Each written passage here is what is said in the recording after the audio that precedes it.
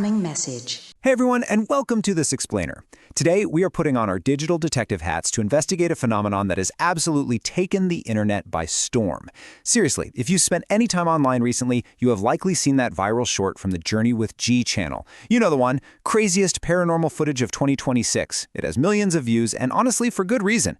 It is incredibly compelling stuff. But today, we are going to subject this viral sensation to a rigorous forensic analysis to uncover exactly what it is we're looking at. Look, when you watch that clip, there is absolutely no denying how terrifying it looks. I mean, you are staring right at what appears to be a full-body apparition just moving through a dark room. It looks utterly real. But before we start rewriting the laws of physics and calling this definitive proof of the afterlife, we have to pause. We need to introduce a brand new, entirely invisible suspect into our investigation. We have to ask this one central question. Did a ghost actually appear in that physical room, or did a smartphone secretly manufacture one right inside the video file? Okay, let's dive into this. Here is our forensic roadmap for dismantling this digital mystery. First, the invisible camera tech. Second, 3 tests for truth. Third, a frame-by-frame autopsy. And finally, the new paranormal reality. All right, jumping right into Section 1, the invisible camera tech, and how modern phones guess what they can't see. You know, modern smartphone cameras really don't capture video the way old-school film cameras did. They don't just passively record every individual frame perfectly anymore. Instead, they rely heavily on what is called computational photography. This is essentially software that actively works to fill in gaps, stabilize your shaky hands, and literally generate predicted frames when the camera sensor loses data. So when a phone struggles in a low-light environment, which, let's be real, is exactly when almost all paranormal footage is captured, it has to work so much harder just to produce a usable image. And when the sensor can't actually see what's there in the dark, the software guesses. And, unfortunately for paranormal investigators, sometimes those algorithmic guesses look exactly like ghosts. Moving on to Section 2, 3 tests for truth, which is basically our forensic toolkit for digital evidence. To really get to the bottom of this, we've developed 3 specific technological phenomena that serve as our forensic toolkit. We're going to run the evidence through compression artifact analysis, dropped frame analysis, and autofocus hunting analysis. So let's break down exactly what these are and why they're absolutely vital.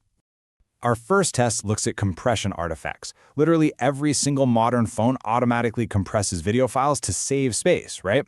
It's a completely invisible automatic process. But here is the catch. When an algorithm compresses a video, it can accidentally create false edges, false shadows, and even false movement right at the boundaries of the compression blocks. It's like a giant digital puzzle trying to fit itself together. So, if a mysterious figure only appears at the specific pixelated edges of a compression block, it is almost certainly just a digital artifact and not some spirit from the great beyond. Test number 2 is all about dropped frames. Picture this. You're in a low-light environment. Well, your phone camera is constantly dropping frames because the sensor simply isn't getting enough light information fast enough. To stop your video from looking like a choppy slideshow, the phone's software desperately tries to fill in those missing gaps with interpolated frames. It basically takes the frame before the drop and the frame after and mathematically invents a bridge between them. This interpolation process, using only partial data in the dark, frequently results in accidentally painting a phantom figure right into the footage. Crazy, right? And our third and final test is autofocus hunting.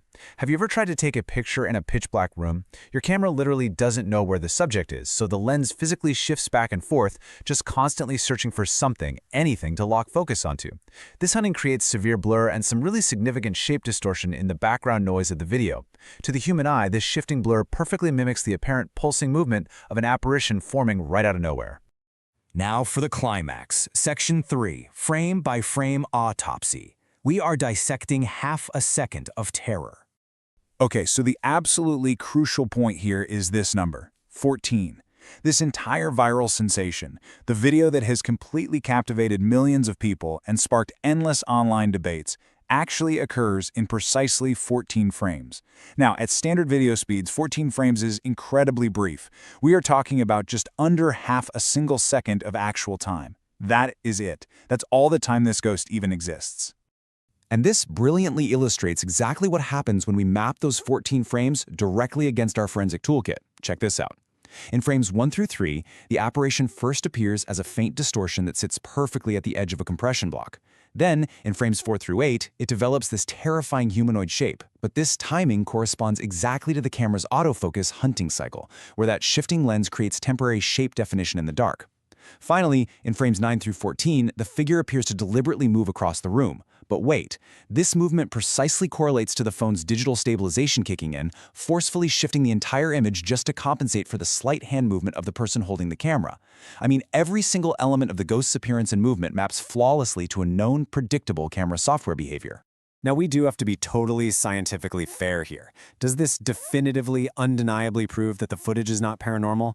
Well, no, we can't completely 100% rule out the supernatural. But what we have forensically proven today is that the phone's software had both the means and the opportunity to create this exact anomaly without any supernatural intervention whatsoever.